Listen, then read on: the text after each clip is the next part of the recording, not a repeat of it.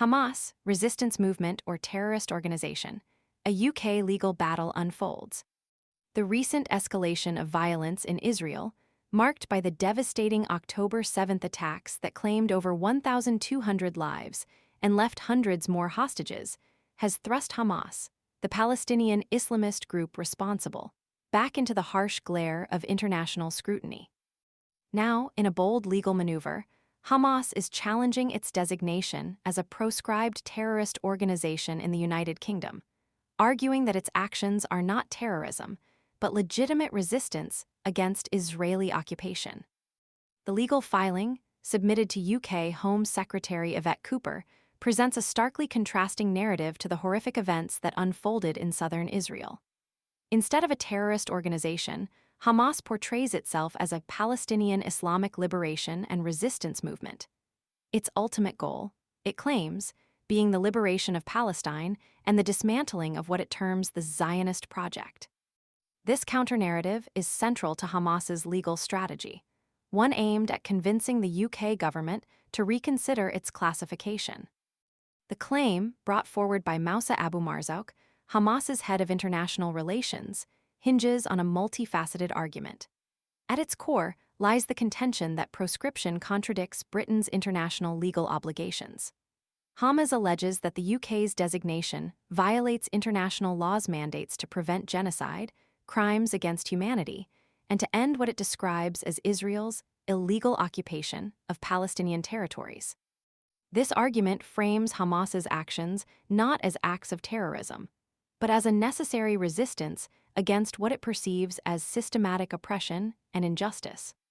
The sheer scale of the October 7th attacks, an assault that resulted in the deaths of over 1,200 individuals, predominantly civilians, and the brutal abduction of 250 more, casts a long shadow over Hamas's self-portrayal.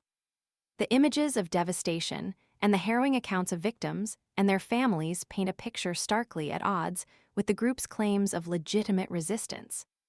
The argument that Hamas is the only effective military force resisting Israeli actions is likely to be met with considerable skepticism, particularly given the overwhelming evidence of civilian targeting and the blatant disregard for international humanitarian law displayed during the attacks. This legal challenge is not merely a technicality, it represents a fundamental clash of narratives. It's a battle to define the very nature of Hamas's actions. Are they acts of terror or acts of justifiable resistance in the face of prolonged occupation? The UK government faces a complex decision. A thorough and impartial assessment will be required to weigh the evidence, analyze the legal arguments presented by Hamas, and consider the potential implications of altering its designation. This is not simply a matter of domestic law. It will inevitably involve a nuanced consideration of international law, human rights, and the ongoing Israeli-Palestinian conflict. The implications of the UK's decision extend far beyond its own borders. It will send a significant message to the international community about how it views the legitimacy of armed resistance in the context of protracted conflicts.